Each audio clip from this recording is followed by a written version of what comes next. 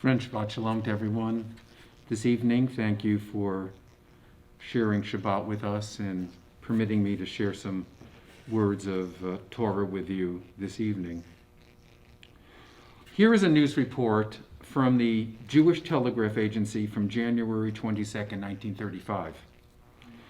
The National Conference of Jews and Christians has named a Protestant minister or Roman Catholic priest and a Jewish rabbi to tour cities and colleges in the South together from January 27th until February 15th, and to preside at interdenominational discussions of religious tolerance with a view to furthering the conference's unceasing campaign to prevent outcroppings in this country of the racial antagonism now sweeping Europe. Two rabbis, Morris Lazarin and Philip Bernstein, will share between them the duties of this pilgrimage of goodwill. The Catholic representative will be Father T. Lorison Riggs, while Reverend Everett Clinchy, a Presbyterian minister and director of the conference, will be a Protestant member of the group.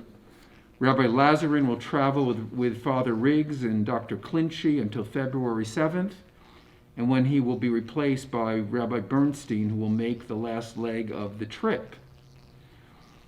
A news report, 1935. Now, it isn't such an innocent news report, or it's a rather famous news report, because this group was called the Tolerance Trio.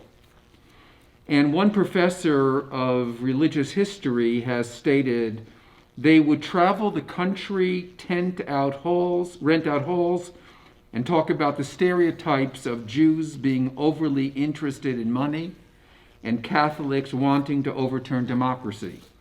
And they would make jokes, and it was entertainment, and people would learn how false these stereotypes were, and they would preach tolerance. These traveling tolerance trios were a novelty for those Americans who had never seen a rabbi or a priest in person, let alone three clergymen on one stage joking around with each other. Now, this is, in the history of American religion, an important part of the fight against prejudice in our country. But seen through 2021, this trio is offensive. We are not a country that's made up of just Jews, Protestants, and Catholics. In 2017, there were 3.45 Muslims of all ages living in the U.S. and making about 1.1% of the total U.S. population. By 2040, Muslims will replace Jews as the nation's second largest religious group after Christians. To speak of the Judeo-Christian heritage of our country is quite archaic and exclusionary. That rhetoric needs to end. We have just finished this intense Passover Easter period, and generally, we are oblivious to the reality of our Muslim neighbors. This week, Ramadan began, beginning the evening of Monday, April 12th, ending Wednesday, May 12th. The festival involves a month of fasting. Believers take part, will not eat or drink anything during daylight hours, and prayer. They break their fast after sunset for the evening meal of iftar. We would have to be asleep not to be aware of the prejudice against Muslims in our country. Just think about what President Obama experienced, and when you look at it from afar, it's frightening and even crazy. He was accused of being a Muslim and that he took the oath of the U.S. Senate on the Quran. None of this was true, but what if it was true? Why would that have disqualified him? Would we not elect a Muslim president? And if not, what does that say about us? And as for the Jews, Middle Eastern politics has created the false idea that somehow Islam functions in opposition to Judaism. This is a complete falsehood. As our Muslim friends observe Ramadan, we should be mindful of their faith, its power, its beauty, its history, and when you look at it very seriously, its profound connection to Judaism. Islam and Judaism are incredibly similar. They are both rooted in the idea of obligation that I speak about from this pulpit often. Now, what are the 5 obligations of Islam, what are called the 5 pillars that every Muslim must adhere to? Here are the 5 pillars, and I'm mentioning them not just because I think we should know them, and they're pretty discreet and easy to understand, but their connection to our own Jewish religious experience is self-evident.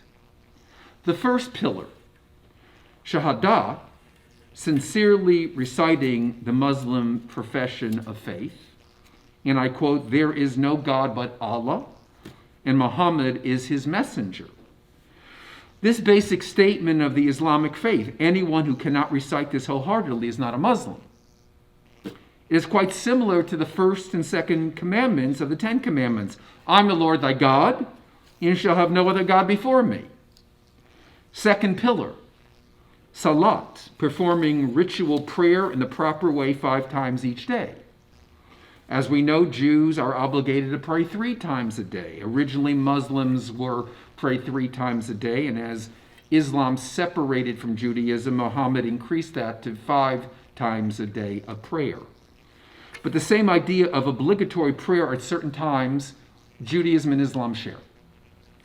The third pillar, Zakat, paying a charity tax to benefit the poor and the needy.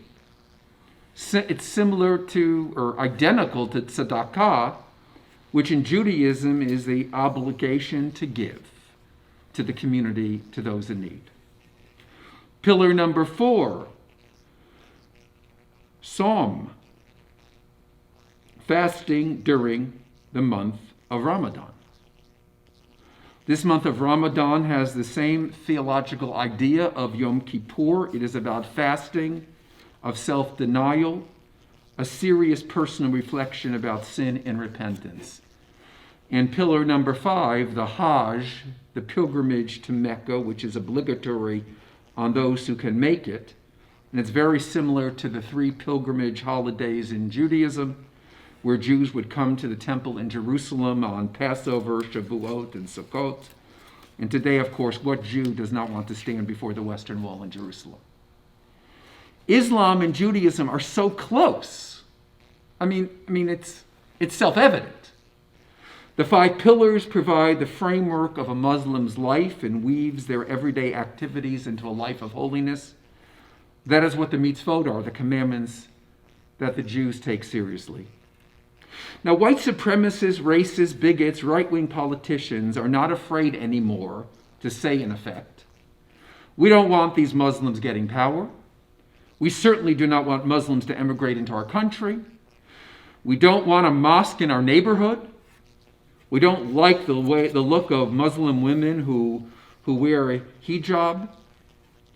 But I believe that we need to heed the words of President Biden, who said in his declaration in honor of Ramadan, but still Muslim Americans continue to be targeted by bullying, bigotry, and hate crimes. This prejudice and these attacks are wrong. They are unacceptable, and they must stop. No one in America should ever live in fear of expressing his or her faith. Now, during this period of Ramadan, it's our obligation to be aware of this holy period, to respect the faith of Islam, to affirm its similarities, to confront the real conflicts between our faith communities, and to work towards resolution, and in the end, to admire how much we share with our Muslim brethren. In the traditional greeting of Ramadan, Ramadan Kareem, a generous Ramadan to our Muslim brethren. Shabbat Shalom.